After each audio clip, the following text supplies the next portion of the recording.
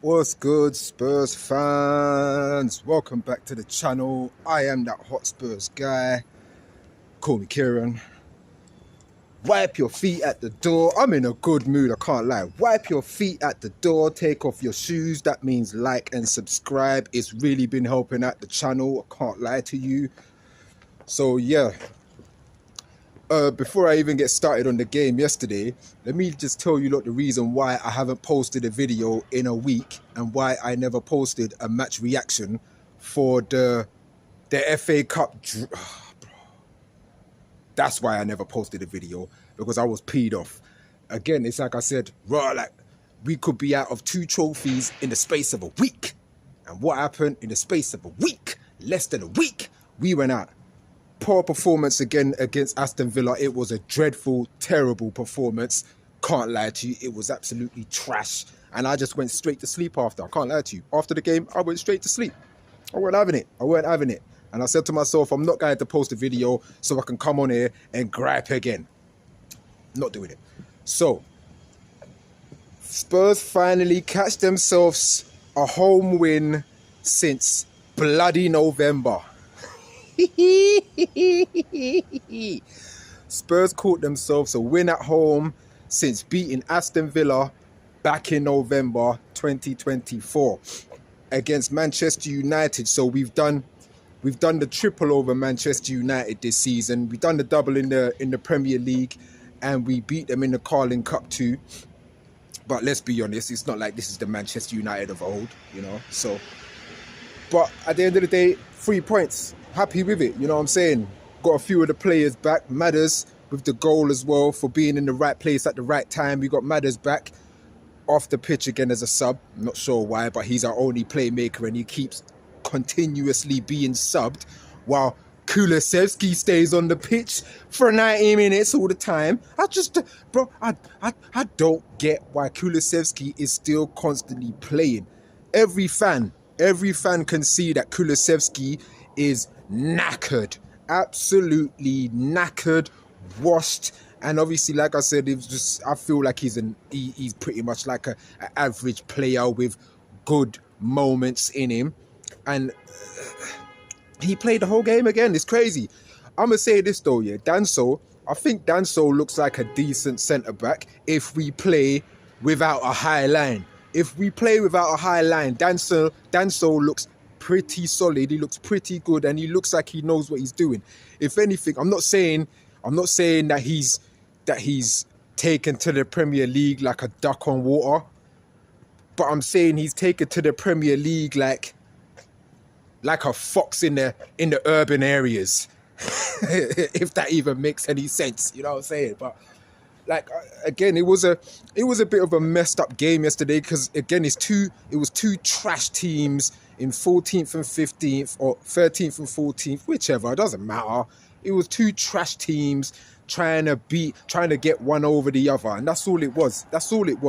But I can't lie to you, that second half, whoo boy, I thought Manchester United were going to catch one, and I thought we were going to see the same old sort of Spurs we've been seeing this season, where we've gone a goal up early and we just give it all away. But that's mainly down to the fact that Manchester United got rid of Marcus Rashford and Anthony, and now they've got no goddamn striker to replace him. So that's pretty much their own doing. Kind of similar to Tottenham, actually, like when we kind of get rid of players and then bring in one, and then as soon as we bring in one, he gets injured, or we bring in somebody like a 19-year-old Matthias Tell, and then we're expecting him to pretty much get the goals that Solanke and Timo... Nah, she's not Timo Werner. But again, that's what we're expecting. And I can't lie, like, Matthias Tell, he shows enthusiasm. You know, he shows enthusiasm when he plays. We've seen him like, what, 2-3 games now? He shows a little bit of enthusiasm.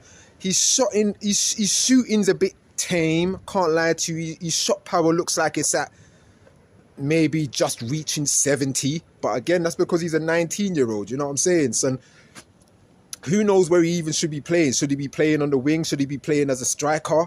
You know, basically, I kind of think to myself right now, because we've barely got anybody and we can't just we can't just rely on Matthias Tell.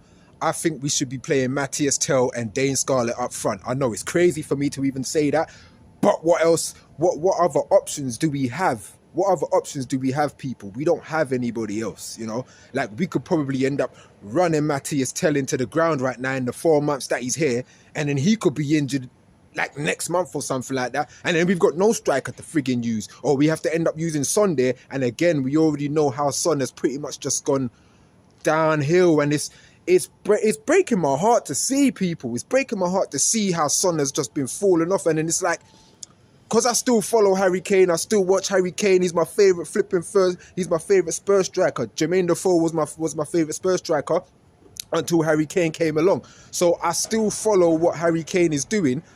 And I'm just like, Harry Kane's still ripping up the thing. Now, I know it's because it's Harry Kane. He's world class. You know what I'm saying? But at the same time, so is Son to a degree. So is Son. But I think what we're seeing now with the decline of Son is that basically the highs of Son was due to the fact that Harry Kane was there providing a lot of those assists and giving him the space required. Because if you remember, when Harry Kane played, he always dropped deep and dragged a lot of the opposition players around him, which gave a lot of our wingers and sometimes our wing-backs the space to breeze down, and that always gave Son the option to really kind of blow down the wings and do a few step overs, skip past these man and hit in a right shot or a left footed shot and then bang it in the goal, you know what I'm saying? And that's from a Harry Kane assist, you know? Because even the little movement that they had yesterday was a banging pass from Madders, went down to the left side to Son, and then he kind of pulled it back from Matthias Tell, and then he kind of let off a little bit of a tame shot. And goalkeeper kind of just parried it away. But I don't know, man. It wasn't really a game to be fussed about. I mean, like I said, I don't care how we get the 3 points. Just get the 3 points, people. Just get the 3 points, Spurs. I don't care how we did it. So I'm glad that we got 3 points at home, finally, since bloody November. And that's all I've really got to say about the game, because again, there was not much to even bloody talk about, because I was in and out of that game while I was watching it. Can't lie to you, because it wasn't exciting. It wasn't pretty to watch. But now that the game's out of the way, let's talk about the real meat and potatoes with loads of gravy. Bro, the Levy out protest that popped off yesterday, with like over 2,000 fans that turned up to tell Levy to get the fudge out of our club. And I can't lie to you, I was sitting there thinking to myself, you know what? Shout out to these guys who have finally woken up. Because again, there's always been a movement. There's always been a movement in the Spurs YouTube atmosphere anyway, with a lot of Spurs fans who have always wanted Levy out, you know. They've always wanted Levy out. So there's been a huge movement of that, but it's getting other fans to jump onto that movement, to follow that movement. So Change for Tottenham, who's they've started a whole protest, and shout out to Change for Tottenham. Shout out to the people like from all of the guys from Tottenham Away, because they've been doing this for time. Shout out to Mr. Brian Daigle from Tottenham on Tour, because he's been doing this for time. You know what I'm saying? So it's all, and even like the guys Ricky Sachs and all of them lot from Last Word on Spurs as well. You know what I'm saying? Because everybody turned up for it. I didn't particularly turn up for it because I have my own reasons for why I don't go to protests. It's my own political reasons. Again, I don't want to get into it on my channel, because I speak about these type of things on my other channel that I've had since like 2013. Check it out. It's called Rant Radio. But there's a reason why I don't go to protest. My form of protesting is boycotting, and I've been boycotting the club ever since AVB, pretty much. So yeah, I haven't bought anything. I don't put no money into the club. I haven't been to the new stadium to watch a game, not once. My dad's been there about 3 times already, I think. I haven't been there, and I refuse to go there. I refuse to go to the stadium. I refuse to spend money on it. But shout out to all of those fans, the 2,000 plus fans who turned up yesterday. And I'll say this, I'll say this: if these protests continue, like it's a levy out protest once every month, because I don't want to see a protest that we had on the Sunday and then we wait like another 3 or 4 or 5 months until the next one, or we wait until next season until we lose a couple of games and then we do another protest. I want to see it happen like, what the fudge is that? Oh, see. I want to see it happen once every month. I don't care. Just once every month. I'll turn up for the next one. I ain't going to lie to you. I'll turn up for the next one. Because again, my form of protesting was boycotting, not putting a single penny into the club. But shout out to every single one of those Spurs fans who turned up. People from across the country turned up. People who don't even live in London turned up. You know what I'm saying? So look, man, respect to all of you guys. Trust me, respect to all of you guys, because I know it had Levy sweating balls, bro. I know it had Levy sweating balls, and that's why I feel like we have to keep it going once every month, or even every fortnight. Even every fortnight, just keep arranging protest, because it was a peaceful protest. Nothing went down other than some one idiot carrying a Levy in sign, and he's lucky he didn't get pied in. I'm gonna be real. I'm saying you. There are people like that. Let me tell you something, because again, I've been to protests, political protests, and there are always 2 or 3 people like that, and you brave motherfuckers to try and go into a protest and be and to go into a Levy out protest and carry a Levy in sign. You're a brave one, bro. I can't lie to you. You're a brave one. Trust me, because whoo, child.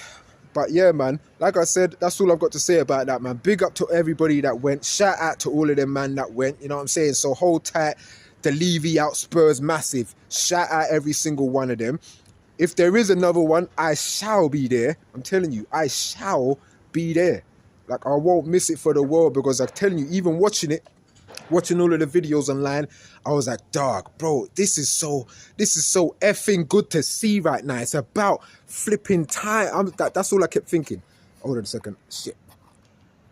Damn it. Yeah, cool. I just kept thinking to myself, it's about frigging time that we finally done something like this. So, yeah, big up to all of them people. Big up to Change for Tottenham, Tottenham away, Brian and Tottenham on tour. Last word of Spurs, anybody else that I can't even think of, and all of the Hotspur hoods and all of those people, you know what I'm saying? I know there was a certain hippie who wasn't happy about that shit.